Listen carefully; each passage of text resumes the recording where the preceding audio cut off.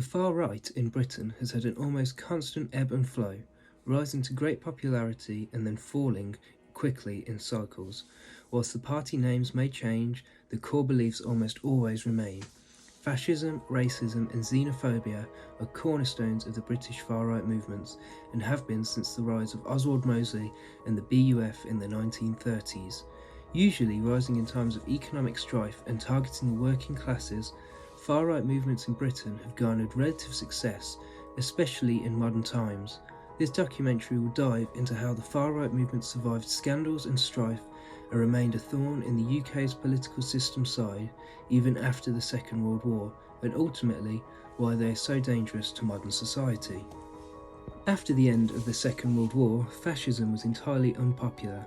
It was seen as traitorous, and after 5 years of fighting against German fascism and being told it was evil, the British population were entirely opposed to it. The success of characters like Oswald Mosley was long forgotten, and Clement Attlee's Labour was elected into power in 1945, signifying a further shift to left-wing policy, even further enforced by the creation of the NHS in 1948. Over the next few decades, however, far-right belief would seep back into British culture and politics through the cracks left by the war. By the 1960s, America had been plunged into a Red Scare, and as the Cold War raged on, the left was becoming the enemy. And to be called a communist was an insult of the highest offence. This Red Scare bled into British culture, only worsened by the Cuban Missile Crisis, Britain's shift to the right, and with that, the far right began to creep back to the forefront of politics. Whilst the fear of communism was no doubt a large part of this, another leading factor was the large influx of Commonwealth immigrants dubbed the Windrush generation. Encouraged by the government to help rebuild after the Second World War, the Windrush generation was instrumental in kick-starting the British economy and rebuilding vital infrastructure in the post-war years. This did, however, cause tension amongst the white British population who, fueled by newspapers and misinformation, were under the belief that they were somehow taking over.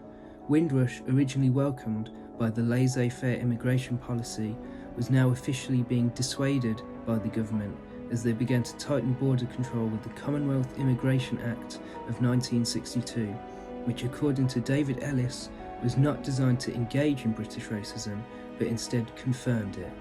Many see the 1960s as a time of great liberalism and progression, but that is simply not true. The permissive society of the 1960s was merely a small percentage of a much larger, more oppressive society, a society that is perfectly represented by the Rivers of Blood speech. The infamous Rivers of Blood speech, spoken by Enoch Powell, underlines the entire far-right movement in the 1960s. The MP for Wolverhampton criticised immigration from the Commonwealth countries. The speech was highly polarising, and Powell became both a hero and villain to the nation overnight, facing attacks from both Labour and his own party leader Ted Heath, who both labelled him as a racist enabler. He soon resigned from the Conservative Party, but the damage was already done, and the far right in Britain had now got an idol. The speech itself spoke of a letter supposedly sent to Powell from one of his constituents, an elderly woman who feared for her life whenever leaving her house due to the high number of Commonwealth immigrants who had moved into her area. Whether or not the letter was real is a point of high debate, but it is irrelevant. In reality, Powell had managed to tap into the feelings of many white British people at the time. These tensions would fester largely on the outskirts of British politics until the 1970s, when John Tyndall became the party leader of the National Front, a precursor to the modern-day BNP.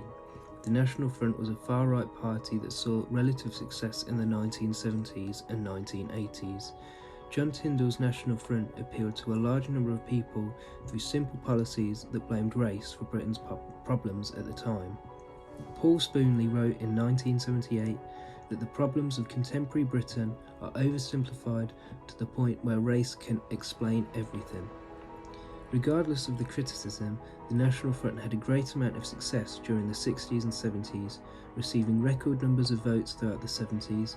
This feeds perfectly into the economic interest theory due to the illusion of the Commonwealth immigrants taking economic opportunities of white British people.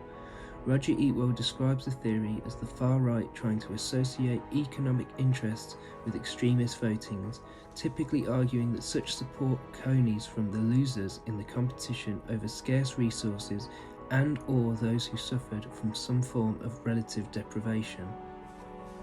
Support for the National Front began to dwindle and stabilise from the 1970s, and the far right remained on the edges of the political stage in Britain until the 1990s, where Nick Griffin took over the British National Party, reforming its image and modernising the party, probably in response to Labour's great success in their rebranding as New Labour under Tony Blair.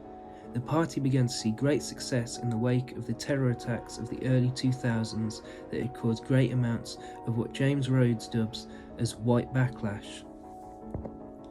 He highlights that in the aftermath of the 7th of July 2005 London bombings, that 32% of those surveyed believe that multiculturalism threatens the British way of life. The British National Party capitalised on this and called for higher restrictions on Asian immigration into Britain, in doing so stirring up fear and panic that bred more racism. In changing the image of the BNP, Nick Griffin moved away from the 70s and 80s culture of skinheads and instead presented the party as being much more official and respectable, focused less on the values of race and more on the economic issues in Britain. This was, of course, all a front. The BNP were using this image to appeal to as many people as possible, moving away from the violent image that had been painted of the far right towards the end of the 80s. This was extremely successful, and Michael Biggs and Steve Nouse wrote in 2012 that the BNP had grown exponentially in the last decade. The BNP had successfully ducked under the big sweeping arm of the media and rebranded itself. It seemed invulnerable to criticism. Everybody knew it was rooted in racism and xenophobia, but it had washed its hands of the proof. It seemed a bright future was ahead for them, but internal fighting and bad press eventually led to Nick Griffin being ousted from the party in 2013.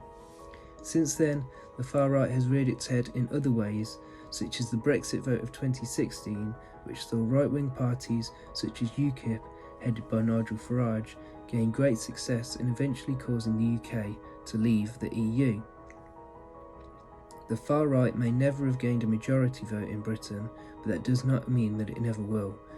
Time and time before, far right activism has risen and proved itself to be scarily popular, and even with great media backlash, the far right in Britain remains a scary warning, constantly plotting its next attack in a different form.